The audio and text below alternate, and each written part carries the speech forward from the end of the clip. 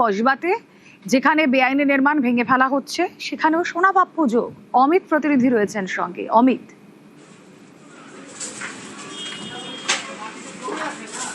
একেবারে দেখো, সোনাপাপ্পু কসবা এলাকার বেআইনি জমি দখল থেকে শুরু করে বেআইনি নির্মাণ, তার সিন্ডিকেটের মাফিয়া, সেই এই মুহূর্তে ইডি হেফাজতে রয়েছে।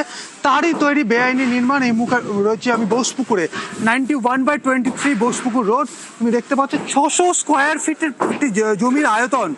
কলকাতা পুরসভার যারা আধিকারিক রয়েছেন তারা যেটা বলছেন, 600 স্কোয়ার ফিটের মতো জায়গার একটা জমির জায়গা। সেই জমিতেই দেখো তুমি G+3 কিন্তু নির্মাণ তৈরি হয়ে গিয়েছিল, এবং পুরোটা পুরসভার যে বাড়ি তৈরি যে নিয়ম রয়েছে সেই নিয়মকে লঙ্ঘন করে, অর্থাৎ পুরোটাই বেআইনি নির্মাণ। এবং কলকাতা পুরসভার তরফে আজকে ভেঙে দেওয়ার কাজ কিন্তু শুরু হয়ে গিয়েছে।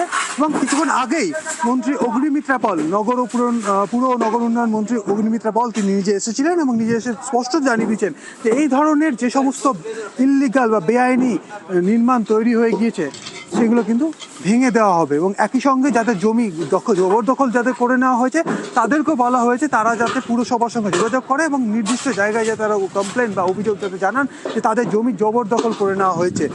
কারণ সেটা যদি না হয় তাহলে এইভাবে না মানলে বুলডোজার চলবেই। কোনোভাবে বেআইনি এই কাজে এই দুর্নীতি তা সহ্য করবেন না রাজ্য সরকার। 3টে ছবি আপনাদেরকে দেখাচ্ছি আবারও।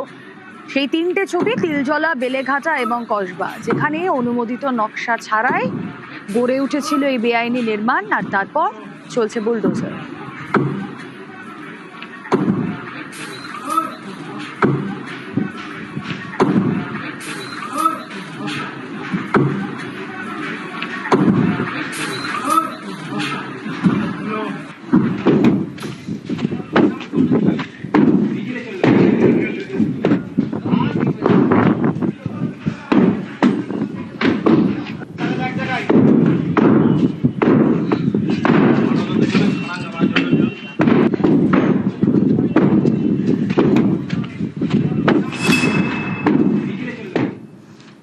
আর এবার হাওড়ার ছবি, হাওড়া স্টেশনে উচ্ছেদের ছবি। হাওড়া স্টেশনে ফের উচ্ছেদ, রেলের জমি থেকে উচ্ছেদ করা হচ্ছে, বেআইনি নির্মাণ ভাঙার কাজ শুরু করলো রেল।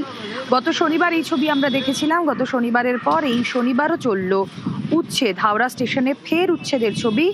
রেলের জমি দখল করে যারা ছিল, রেলের জমি থেকে সেই উচ্ছেদ হচ্ছে, বেআইনি নির্মাণ ভাঙার কাজও শুরু করেছে রেল।